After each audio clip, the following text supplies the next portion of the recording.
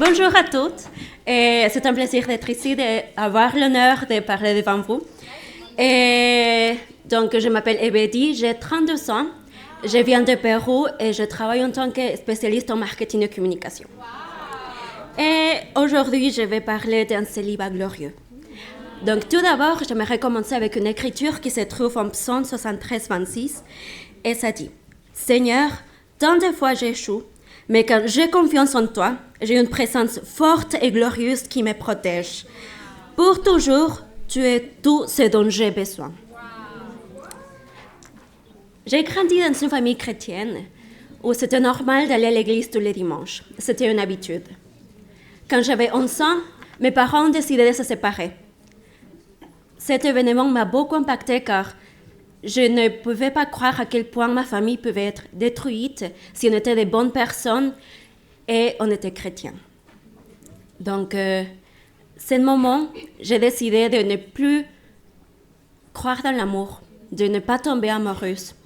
Et donc, je me suis dit, si je ne vais pas tomber amoureuse, c'est parce que je pense que l'amour, ça veut dire de souffrir, c'est la souffrance, c'est la douleur. Et je ne souhaitais pas voir quelqu'un partir de ma vie. Ce vide qui avait commencé à grandir en moi, j'essayais de le combler avec plusieurs choses, avec ma famille, mes amis, mon travail, les études, mais rien ne me satisfaisait. J'avais des moments où j'étais heureuse, mais ça ne durait pas assez longtemps comme je le souhaitais. Et c'est là où je me suis dit, pourquoi ce bonheur ne peut pas durer plus longtemps? Qu'est-ce que je dois faire? Et j'ai vu le vide grandir en moi. Je n'avais pas d'espoir, alors je me suis dit peut-être que j'ai des attentes trop élevées. Je vais faire comme les autres, je vais aller aux soirées, je vais profiter de l'attraction que les hommes portent sur moi parce que ça me faisait sentir belle, ça fait sentir comme si j'avais de la valeur enfant pour quelqu'un. Et quand j'avais 25 ans, je me posais la question, pourquoi est-ce que j'ai encore ce vide? Qu'est-ce que je n'ai pas testé qui pourrait me satisfaire?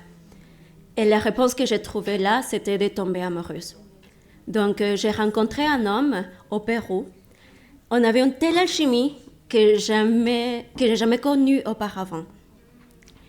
Et c'est là où je me suis rendu compte que je l'aimais tellement que j'ai décidé de déménager à son pays pour être avec lui.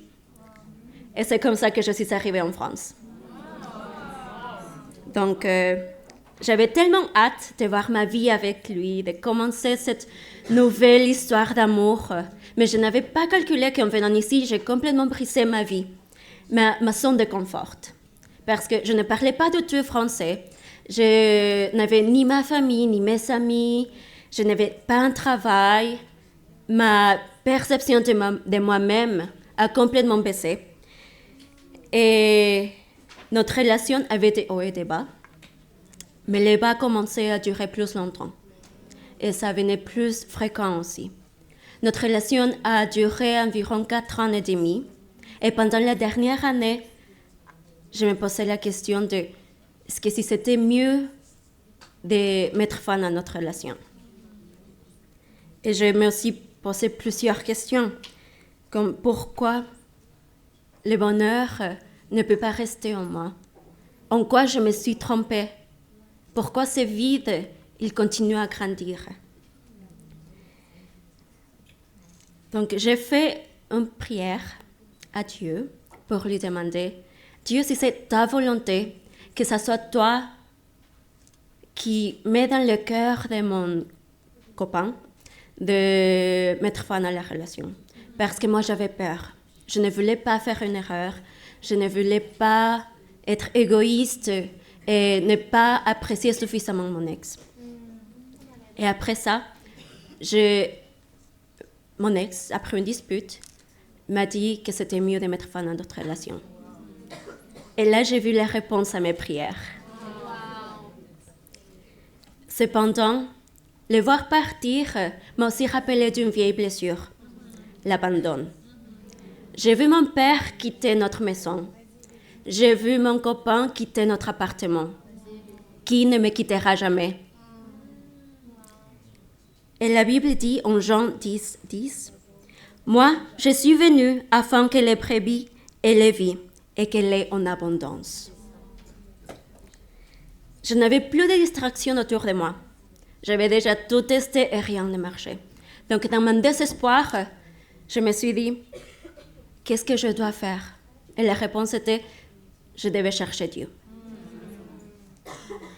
J'avais besoin de guérison. Et c'est pour ça que je suis allée sur Google et j'ai cherché une église chrétienne à Paris. J'ai regardé plusieurs sites, mais en voyant les photos des personnes qui étaient heureuses, ça m'a beaucoup inspirée à venir ici.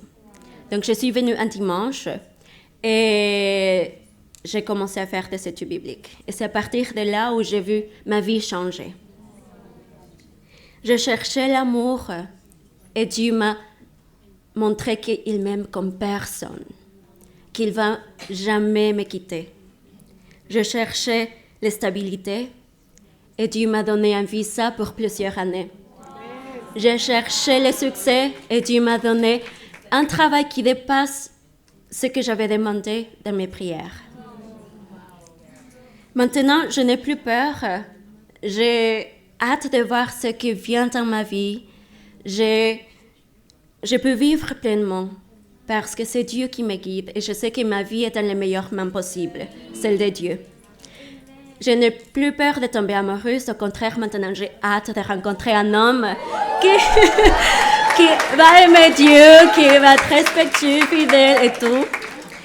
Et c'est tout ça, c'est Dieu qui m'a permis d'avoir maintenant un célibat glorieux. Donc, j'aimerais vous inviter à parler avec les femmes qui vous invitent pour que vous aussi vous donnez l'opportunité de voir comment Dieu peut changer votre vie. Merci.